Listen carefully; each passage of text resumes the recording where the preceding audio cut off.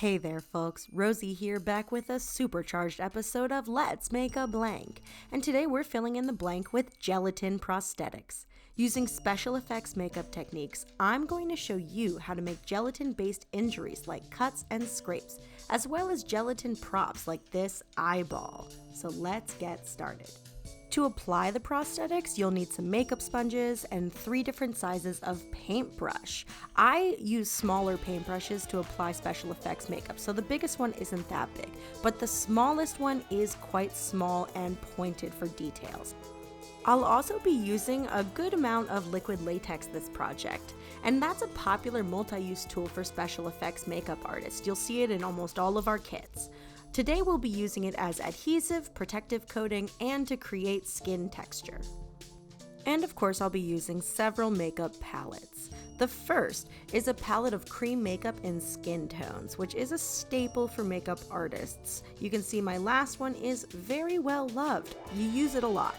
Next is a colorful cream makeup palette, and this is Ben Nye, one of my favorite special effects brands. This palette is ultra pigmented, so a little goes a long way. It is a really awesome palette. You can use it for so much.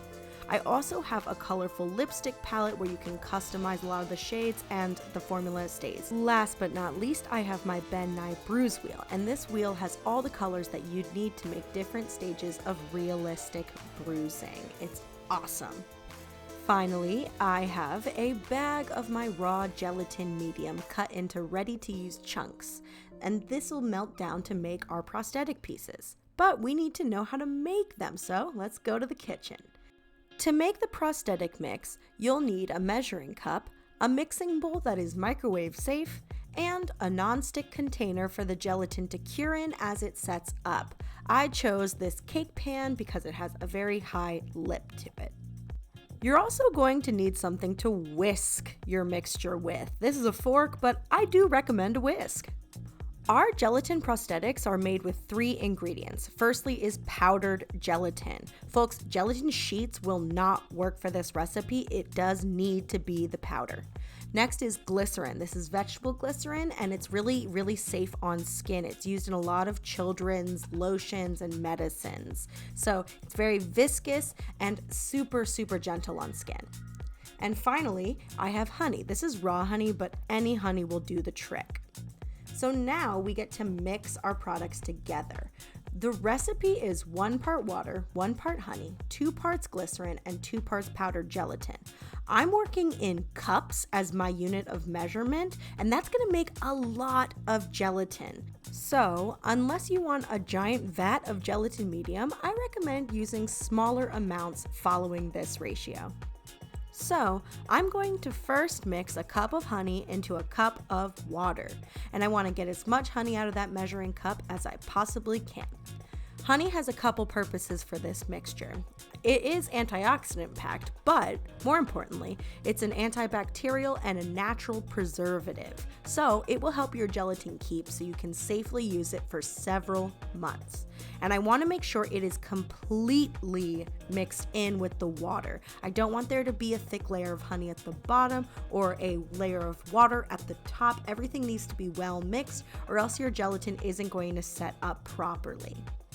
Next, I'm going to measure out 2 cups of glycerin, which turns out to be the whole bottle that I have. Interesting.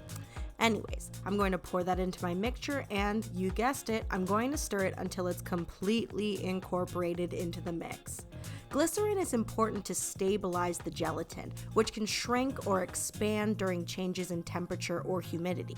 And it also strengthens the mix to help prevent your prosthetic from tearing easily. So it is a very important part of the recipe. Before I measure out my gelatin, I want to clean and thoroughly dry the measuring cup so no gelatin sticks to the sides. Once I know it's completely dry, I am going to measure out 2 cups of powdered gelatin, and unfortunately, this is where I make a big mistake. I add all the gelatin at once. Friends, I've made this before, and I did the same exact thing. I can't seem to learn from my mistakes. When you add all of it at once and you start to stir it, you're going to see that you immediately make these huge clumps of gelatin in your mixture. And no matter how hard you stir, it's almost impossible to make that mixture smooth.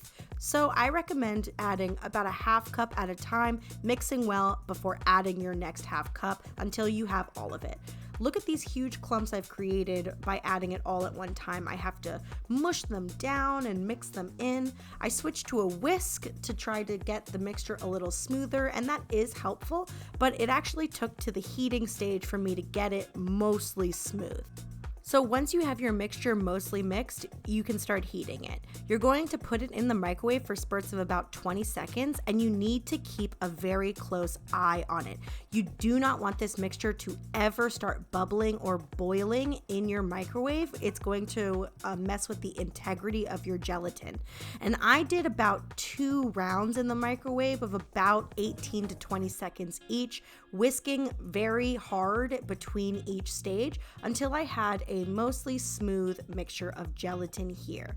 So this is the end product of about 2 blitzes in the microwave. Now you can pour it into your non-stick container. If you still find a couple clumps in your mixture, don't worry, I still have a couple clumps in mine too. Once this sets up, I'll tell you how you can remove them. No biggie. But now you're gonna have to wait for it to set up. And if you put it in the fridge, it's going to set up a lot quicker. But if you don't have any fridge space, you can keep it on the counter. It's just gonna take a couple hours longer. And you can see the mixture isn't very sticky at all. It's still very grainy because the powdered gelatin hasn't soaked up the moisture and gelatinized it quite yet. Once it sets up, you're going to notice that you can push your finger into the mixture and it'll come up completely clean. It's a bit tacky or sticky to the touch at the top, but it's not wet and you won't have any residue left on your fingers. I'm going to run a knife around it just to loosen it up a little bit, but you can pop this whole puck of gelatin material out of the container completely clean, and it's very satisfying. And you can see that the clumps have settled into these really dense pockets of gelatin in the mixture. But other than that, this is looking pretty solid. It's set up properly. There's no weird mushy bits to it. It's a success. And now it's ready to be cut into pieces. As you can see, with a little bit of effort, a butter knife will be able to cut your gelatin apart. However, if you're going to use a butter knife to cut it all apart, you're going to need a lot of muscle. So I would recommend just using some scissors. I think it'll also be a little safer for you to use scissors to cut it apart. So easier, quicker, safer. Seems like a win-win-win to me. Plus, it's kind of fun cutting it apart with scissors. It's bouncy, it's kind of thick, there's a little give to it. Honestly, as somebody who's a bit hypersensitive to certain sensations and textures, I found a lot of satisfaction cutting this gelatin apart. And I want to cut it into large chunks, about this big, maybe an inch, inch and a half across. You can drop one of the chunks into a microwave-safe cup. I like to use glass when I work with gelatin like this, and you're only going to put it in the microwave for about 8 seconds. Again, you need to really watch it so that it doesn't bubble or boil. And then you can pour it out onto your workable surface. Again, I'm using glass. I just like it best because it's easy to peel the gelatin up from it when it's dry. Now I'm going to turn my plate a little bit and you can kind of see how the gelatin moves when it's on the surface. It's a little bit runny, but it's already starting to dry at the edge. When it's in really thin coats, it dries pretty quickly. And the mixture is now very sticky as well and a bit translucent. Now you can add pigment into this so that you can dye it whatever color you want, but this is the natural color with nothing added to it. Now let's address the gelatin clumps. If you see a clump in one of your cubes, you can simply just cut it out. It's a-okay if your cubes are misshapen and imperfect after that. Remember, they're all going to get melted down in the end. I just like to cut them into chunks that are around the same size as each other so that it makes it easy for myself to measure them out. And once you cut them all into those cubes, you can just throw them into a baggie and keep them in your freezer or your fridge for however long you want, or your makeup bag for several weeks to months. Now let's go back to the gelatin that I poured onto the plate. It's now completely dry. You can see that the thin edge can just be worked a little bit to pull away from the plate, and then you can really pull the whole thing right off very cleanly. It won't leave anything behind. It is very shiny, but you're probably going to be painting over your gelatin anyway, so that won't really matter. And when you see it sitting on skin, you can really see why it is used so often for skin prosthetics. You can pull at it pretty hard before it finally does rip. And if you didn't add any pigment or anything to your gelatin, you can kind of just roll it right back up and throw it in your cup and melt it down again if you'd like and reuse it. You can see that it also will stick in your cup, but you can pull at it and pull the whole thing completely out of your cup as well. I recommend taking a cube or two to play with as practice so you can figure it out a little bit more before trying to create a piece. But we are ready to move on and build our prosthetic. You're going to start with a popsicle stick or a mixing stick and a cotton ball, and that's going to be an eyeball. In a perfect world, I'd use a ping pong ball instead of a cotton ball for the eyeball, but I didn't have one, so I'm just going to use the cotton ball. It's all right. You'll melt down a cube of gelatin in, 8 seconds or so and mix it up a little bit before you use it. And I'm just going to throw the cotton ball right into it and roll it around until all of the cotton exterior is coated in our gelatin mixture. And then we can put it onto our plate and shape it a little bit more. And where the cotton ball makes contact with that plate, it is going to flatten out, and that is okay. We will use that flat part to create the optic nerve trailing behind the eyeball. That stem that comes off of your eyeball, that's called an optic nerve. And so we are going to build that as soon as we get our eyeball shape down. I'm using my popsicle stick to ease my cotton ball into a more spherical shape. I'm making it nice and rounded on the top, and then I'll let it set. And once it's completely set, it's still not quite as round as I'd like it to be. So I'm going to peel it off of the plate, and I'm going to get it ready for a second gelatin dip. I'm going to use another cube of gelatin. I'm running a little low in my cup, melt it down. And instead of dipping my cotton ball into it this time, I am going to pour it over so that the bottom still remains a little bit flat for my optic nerve to connect to. And I want to shovel it around the base a little bit more because I think that's where it's the least rounded. Now, once it sets up, I can trim it. So I'll trim first all of the gelatin that pooled around it, and then I can clean up that edge a little bit more because you can see that it's making it just not the shape I need it to be. So as soon as you get it cleaned up to your liking, we can start with our optic nerve. And for that, we're going to use a dyed gelatin.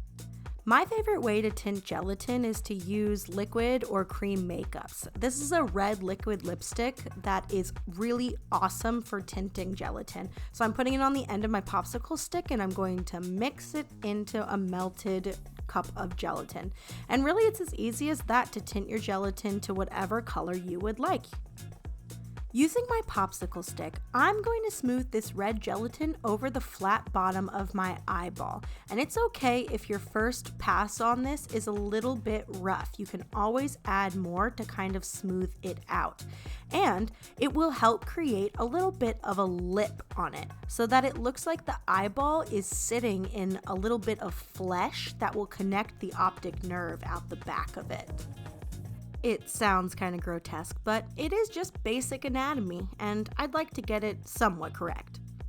For my second pass with the red gelatin, I want to really concentrate where this gelatin meets the eye, right at that edge, because I want that to be as smooth as possible. And if it's not perfectly smooth, that's okay, because I can go in with a little pair of scissors, or I can use makeup to mask it if I'd like. Now we're going to make the optic nerve, and I'm going to use a rubber band for it. I just so happen to have a red one. You're going to make a cut in it so it is now one long rubber string and dip it directly into your red gelatin. I am going to give it one nice coating and let that hang out. And I'm going to add a lot of coats of this red gelatin to the rubber band because I want it to be very thick and I want it to look like there are maybe veins kind of twirling around it. But for now, I'm going to give it 2 coats and attach it to my eyeball. And I'm going to do that by pulling the eyeball off of the plate. And while my gelatin is still wet and the rubber band is still not dry, I am going to stick it to the back of my eyeball and let them dry together. And then I can build the optic nerve directly off of the eye. And I'm going to use a tool to just smooth some of these layers out so they're a little more even down the length of it, but it is okay for it to be thicker at the base by the eye. And I want to wait for my stem to dry completely before I add another line of gelatin down it because that's going to make it look like there are maybe multiple strands coming off of it, veins. It's going to look a lot more textured, which I really want. And when I turn the eye around, you can see that since my gelatin is translucent, you can see the rubber band through it. But we'll be painting over all of that, so those little details are going to get covered up pretty nicely. Although I do like the red tinted gelatin for a base here, it isn't quite enough for this prosthetic to look realistic. It's a bit too shiny and the color is flat. That's why it's so common and important for special effects makeup artists to paint over their prosthetics. Their paint job is often what sells the prosthetics realism. And I did drip a little bit of gelatin onto the curve of this by accident, and that's okay. I'll just take my scissors and I can trim those pieces off. In fact, I can trim a lot of it down if I'd like, but I'm just gonna cut the drips off for now. I used this red gelatin to make a couple other shapes as well. I made a large open cut right here, and then the smaller one is going to be a stitched cut. So let's make the base for those 2 cuts. I'm going to melt down some gelatin and add some liquid foundation to make it more opaque. The foundation doesn't have to be a perfect match to the skin you're applying the prosthetic to, but if you can get it close, then it's going to make your job just a little bit easier. So I'm going to pour those out onto 2 glass plates, and then I'm going to use my popsicle stick to really smooth it over. I want to make sure that the edges of this prosthetic are very, very thin. So around the edge of this, I want to spread it very thin. You can see on that right side of this, it's super thin. However, I leave that bottom bit a little too thick, and you're going to see that that's a problem for me later on. But as this is drying, you can kind of mold it around a little bit and you can start to see it coming to life. I'm going to make the thread for this stitched up cut now out of gelatin. So I'm going to use the back of a very small paintbrush as my guide and just keep dipping it into the gelatin and making a crisscross kind of zigzag line down the length of the cut. And unfortunately, this is not super perfect right here, especially. I made that way too thick. So when it dries, I'm gonna have to go in with a little pair of scissors and trim that up. And then I'm gonna need to make a second line crisscrossing over my first line. These are gonna look like really uneven stitches. You can tell a doctor did not stitch this cut up, but maybe that makes it a little more ooky spooky, right? Once that dries, you now have a raw prosthetic, all ready to be applied and painted over, except for that little bit, which we will clean up in a minute. So let's get back to the craft room. We're back in the workroom with our prosthetics, and we are ready to apply and paint them. So here is our eyeball all finished up. You can see that finished optic nerve. It's thicker and ropier. Ugh, I am sorry I said ropey in that. That was gross. Here are a small pair of scissors with a little bit of a curved end, and this is what I use a lot in beauty and special effects makeup to just trim little tiny things that are very delicate. I'm going to use them to trim up that thicker piece of gelatin that I have in the stitching of the cut. So I'm going to lay that on a flat surface, and then I'm just going to go in, and luckily since they are curved, it really easily reaches in and kind of pulls out those little pieces that you don't want to be there without disturbing the rest of the prosthetic. Once I've trimmed that up to my liking, I'm ready to move over to the eyeball and start painting. So I'm going to first add a layer of white to it with my medium-sized brush. I'm going to try to be a little bit careful when I'm applying this layer of paint, but I'm not going to worry myself if it's not perfect around the edge. If I get a little bit of white on that red, I can just rub my finger around to wipe it off a little bit and keep moving on. We're adding a lot of cream makeup on top of this, so I'm not going to worry about it. Now I'm taking my smallest brush and I am drawing the circle outline of the iris, or the colored part of the eye. And I'm going to color it in just so I can create a base that I can keep building upon. So here are our basic eye shapes, and we are going to set those with some liquid latex. So in the craft world, you could probably think of liquid latex as a Mod Podge for skin in a way. It is a white, kind of gluey, thicker substance, and it dries completely clear, and it is a bit rubberized as well, so there's a bit of stretch to it. But if you paint it over this painted surface of gelatin, it's going to keep that paint from moving, and you can keep putting more paint on top. Put your eye to the side to dry, and you're ready to start painting your stitched cut. So I'm taking the darkest reds that I have, the ones that are black tinted and brown tinted, and I'm going to paint those into the deepest part of the cut, where the skin would open up to show the flesh and blood underneath. This adds depth to your prosthetic, and it makes that cut look extra gnarly and gross. I'm also going to paint some red down the length of the cut, and then I'll run my finger down to just blend it out a bit. And this is going to eventually be built upon with a lot more red and bruising, but for now I think it just makes it look pretty gross and a little more real. So I give this a coating of liquid latex, and while it dries, we can move back to the eye. You want to make sure that your latex is completely dry before you do anything on top of it, because it's so sticky that it'll start pulling up if you touch anything while it's drying. Also, if it gets in your paintbrush, it will pretty much ruin it, so don't use your favorite one. I'm going to also use a Sharpie to help me out with this art, because I want some of my blacks to be really black. I'm going to use Sharpie marker, and I don't think it's cheating, but you know, it's not makeup. I'm going to draw around the eye just to give it a good outline, and then I'm going to draw in the black pupil in the middle of the eye with it as well.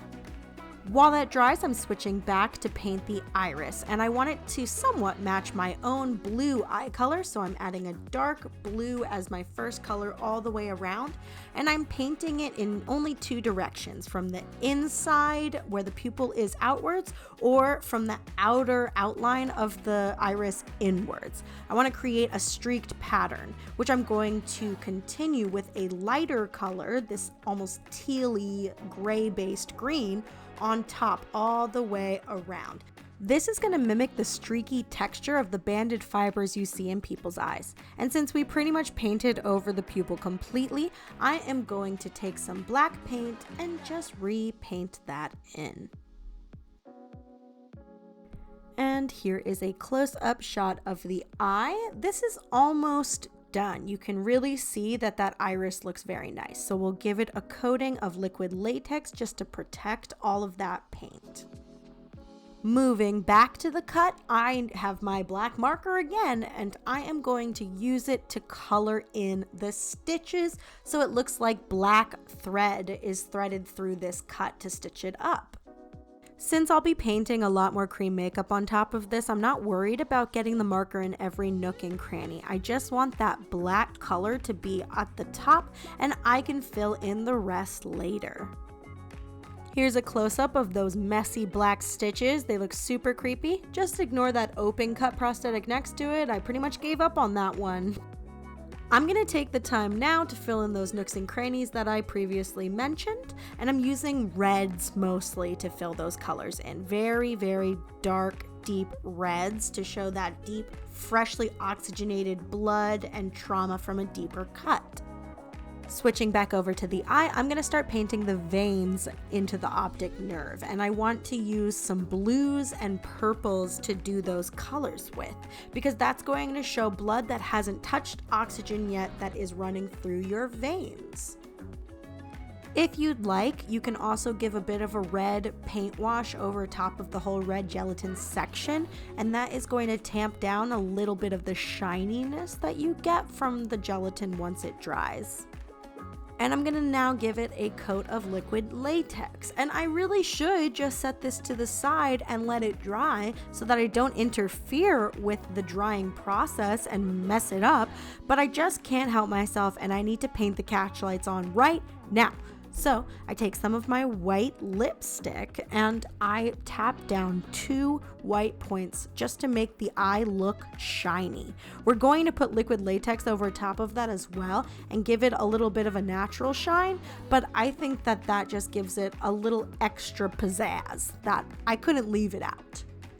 I'm going into the optic nerve another time so that I can deepen the vein colors, make them pop a little bit more, and I can start painting between the strands of gelatin as well, which is just to make it look a little more fleshy and disgusting. It should make you go, ew, but in a good way, kind of. Anyways, I'm gonna take some dark red and paint it right into the crease where my red gelatin meets the white eyeball.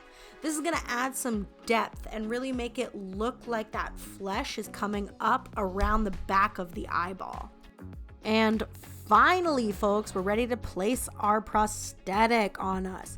So first I want to kind of map out where I'm putting it. So I'm laying it on my arm, seeing if that looks like it's good positioning for me. It looks good enough. So I'm going to take my liquid latex and start painting around the perimeter underneath. It's okay to not paint the middle of that prosthetic. It's really going to come down to how good the edges are sealed down, because a lot of the work of a prosthetic is trying to see how flat you can get those edges so that your prosthetic really seamlessly blends in with your skin and looks real. Once that is dried down, you are going to go back in with your latex brush, and any little edges that are popping up, you just want to get a little more latex and push them down. You want this to lay as flat as it possibly can. There is a few different ways to blend edges down. So the first way is to take some witch hazel and to dissolve that edge away with it. But I don't have any, so I am going to do another tactic. You can lay down layers of liquid latex all around to smooth that edge down a little bit more. It's gonna cover that edge and just fill in the crack between it and your skin to smooth it out. But another technique would be to use some tissue paper. I have some toilet paper here that will work just as well. And you're going to paint some liquid latex down first, then add a single ply of toilet paper, which I didn't realize here, but I actually have like a triple ply toilet paper here. So this piece that I'm adding on here is gonna be way too thick, and you're gonna see I can put on a lot of makeup on top of it, but you're still gonna see how thick that piece of toilet paper is. Fortunately, I do figure that out before I do it all the way around this prosthetic. See this piece right here, I noticed that it's really thick, and I can peel it away to just one thin ply of paper, and that's going to make it a lot smoother. I committed to the toilet paper all the way around my prosthetic, but if I have to be honest, I think my favorite technique is just using liquid latex to build up around your prosthetic. You can keep adding layer upon layer of liquid latex at the edge, and it's just going to blend it down very easily. I wanted to showcase a way to use tissue paper in effects makeup because it can be used to do so many gory effects. You can use it to make severe textured burns and blisters, ripped skin for zombies. You could even use it to cover an eye or your mouth completely for a really scary mutated character. It just is such a versatile product that I usually always keep a pack of tissues or toilet paper in my makeup kit. While that dries, I am taking a red permanent marker and I'm going to paint some blood vessels into the whites of the eyes to make them look bloodshot and creepy. And I am using a marker, but you could really use your tiny paintbrush with some red cream makeup as well. As long as you are precise with your lines, it would work. And here is a close-up of the eye to show you those branched out veins across the whites. And then you pretty much have finished your whole eyeball prosthetic. It looks great. Let's move on and start painting your prosthetic cut now. So I'm going to take a skin tone that is as close to mine as I can get and pat it all across the area except for the actual cut part of the prosthetic. I don't want to apply this makeup in a wiping or swiping motion because I really don't want to disrupt the placement of the prosthetic. So just stippling or tapping your makeup down onto your skin is going to be a better way to apply it. And with that wash of skin tone over top of everything to kind of blend those colors out, you can see that this cut is really starting to come together, but you want to add some bruise makeup over top all of it just to, one, hide those ragged edges, and two, to make the cut look a little bit more traumatic and believable. So I'm going to tap red down all the way around the cut, just like I did with my paintbrush, but on a much bigger stretched out scale. The red is in the bruise wheel to show the irritation and the inflammation that a large injury can show. And then we're going to add the purples and the indigos, which is going to show the deep tissue bruising that you see in a lot of really traumatic injuries. I'm putting that pretty much as close to the lip of that open skin for the cut as possible. It's going to add more depth and make that cut look a lot deeper. So now we'll go with our brighter purple and we're going to start to go on the perimeter on where that red is stretching out just to show an extension of the bruise. And everywhere that I put purple, I'm going to outline it with yellow as well. Since purple and yellow are complementary colors, when those colors mix together, they're making brown. And you see a lot of bruises as they start to heal and spread out on the skin. It goes into these more brown tones from those colors mixing in a little bit more. It really just looks so gnarly, but a little tiny bit of green is going to add a lot to it. Since green and red are complementary colors, it's going to make brown as well, but a different tone of brown. And in very small amounts, it, I think, adds so much depth to a bruise. And so here is our bruising up close. Again, you can see the edges, especially where that thick piece of toilet paper are not good. But from far away, you really can't see them as much, and you do focus in on the bruising of the cut. And because I can't help myself and I'm quite dramatic, I want to show off what it might look like to have that cut. And here is the prosthetic eye, and it looks great if you hold it up to yourself or carry it around as a prop, but if you would like, you can also secure it to the inside of a pair of sunglasses. I only have my regular glasses here to show you, and you can walk around with an eye hanging out your sunglasses, which is funny, right? And of course, you have your very painful cut. To take it off, you can just rub at the edge of the prosthetic and get a finger under it to peel it away from your skin. If you don't want it pulling at your skin like this, you can also go in with a mixture of water and oil or lotion, and that will rub it off with a little less pulling at the skin if you are sensitive. And that's that, folks. We have come to the end of this super long art class. Thank you for being so patient and watching to pick up these new skills. I'll see you at the next one. Bye.